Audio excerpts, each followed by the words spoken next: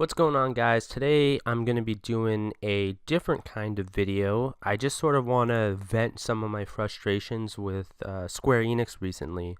Now, don't get me wrong, Square, ever since its merger in 2003, has been pretty damn bad. Like, virtually every single one of their series has dipped in quality in one way, shape, or form. Whether it's Final Fantasy, where it's just not as good anymore, or Star Ocean, which has completely gone to shit with Star Ocean 5, or Chrono, which has been completely abandoned, or Kingdom Hearts, which has been very convoluted, filled with all these spin-offs, and Kingdom Hearts 3 was perpetually delayed. It seems like we'll finally be getting it soon, but still, for people who are fans of that series, it must be pretty damn disappointing, right? The only Square or Enix series that doesn't seem to have dropped in quality in any way really is Dragon Quest. Everything else has really gone downhill. But recently, I think that Square has been especially bad, and there's a couple of things that have happened in the past year and a half that have been very frustrating for me. So let's get into some of that. So the first thing I want to talk about is this recent Final Fantasy 15 fiasco. And the funny thing is that when the game first came out in 2016, I actually enjoyed it quite a bit. I mean, I thought the story was pretty crappy. I always thought it was annoying how it was sort of split up between different forms of media, between the anime, the game, and then that movie that came out. I thought it was kind of annoying that you had to like watch all of them to understand what was going on. But the gameplay was simplistic but fun. And I'm not going to lie, I kind of liked it when it came out. Part of the reason is that it was one of the first JRPGs that I had played on the PS4. I was spending a lot of time in school. I wasn't playing that many video games. And so when I came back, winter of 2016, got home, Final Fantasy 15 was available. It was a lot of fun. It was very exciting for me. And so after the game came out, Square predictably supports it with a bunch of DLC. Episode Prompto, Gladio, Ignis. I didn't play any of them, but I think it's understandable for a game to come out, a major game, for a company to make DLC for it for a while, right? I think that makes sense. I don't have a major problem with that. The only issue is that, from my understanding, those pieces of DLC explain things that should have been in the main story. So that's kind of a problem. But this isn't even the thing that I had beef with. In, I believe it was April of this year, they announced another set of DLC. And now we're talking about 2018 DLC for a game that came out in 2016. And at that point, when they announced more DLC, I think it was like Episode Luna and a couple of others, I was a little bit confused. I was scratching my head. I was thinking, does anybody actually still care about Final Fantasy 15? You know, it's been a year and a half. The game has taken its toll. It's done, right? And for those of you who are watching this, like, do you actually still care about this game? I'm genuinely curious because I don't know anybody who actually does care. And, okay, whatever. That happened. April, they announced more DLC. And then recently, Hajime Tabata quit the company. And then they canceled, I think, 3 of the 4 DLC that they had originally announced. And this is some, like, pretty serious stuff. I think it shows that there's some internal chaos going on in the company, right?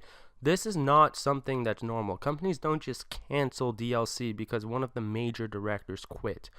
You know, there must be some very poor management going on in Square Enix right now, and they need to figure it out. I don't know what the hell is going on there.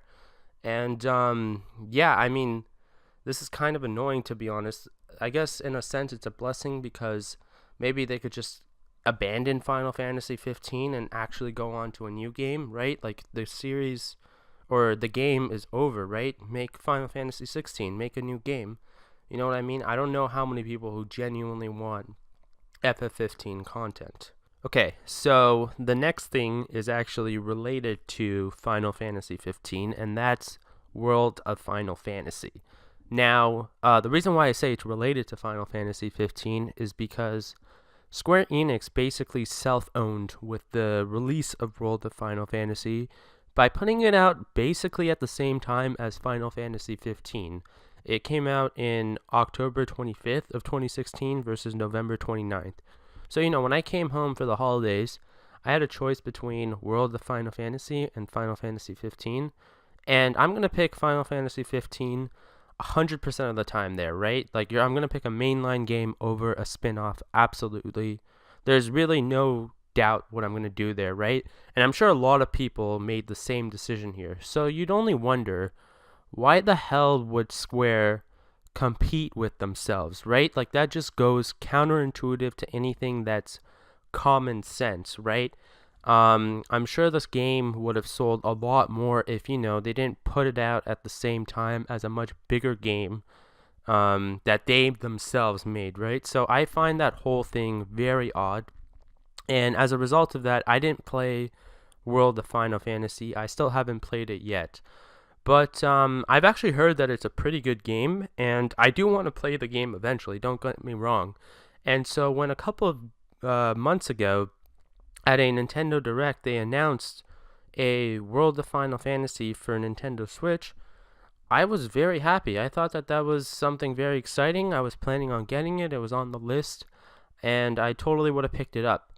But then a very strange thing happened, which is that Square Enix comes out and says that their budget is low, but they've done their best. It was a very strange statement. It was very much like oh yeah, our game kind of sucks and we know it, but we're going to put it out anyways.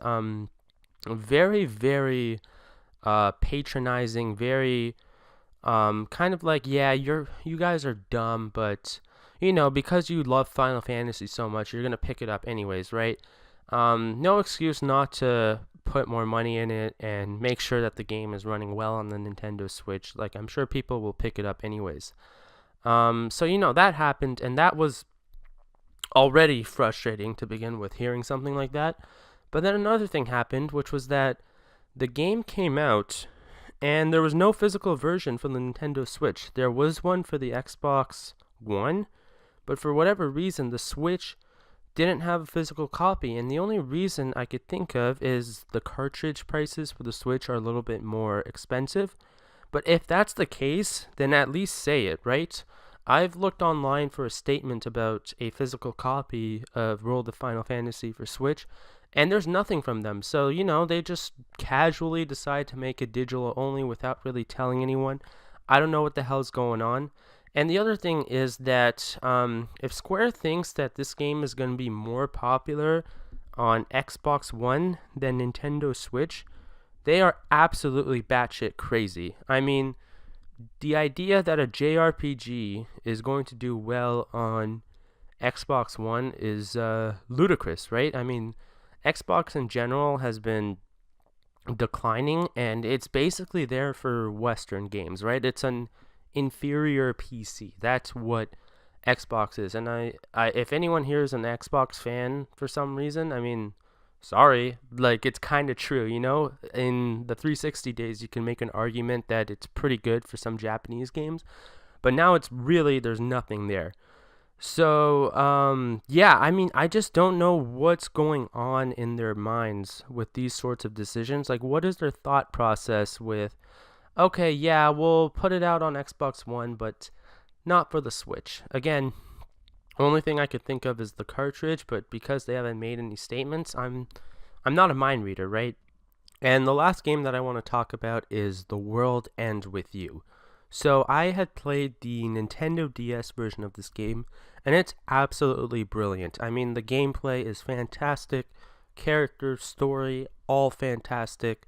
The art style is beautiful, the music is great, truly a wonderful game. And ironically, it's one of the few truly great things that Square Enix has done. So this year, I believe it was at a Nintendo Direct, a remake or a remaster or port or whatever you want to call it of The World Ends With You was announced for the Nintendo Switch, and I was absolutely ecstatic. I was so happy to be able to replay this game because honestly, I've forgotten quite a bit of the plot, right? I mean, you remember the major events, but the details over the year, you sort of start to forget some of them, right? So, I was super pumped playing this game, and this is probably in part my fault.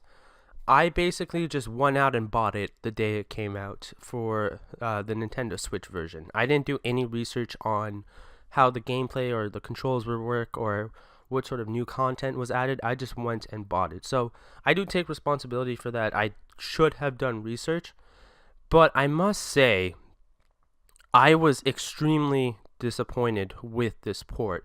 Like, holy crap, I have no idea why they would do the controls to either be single Joy-Con or touchscreen controls. I mean, it absolutely blows my mind that those are the only two options.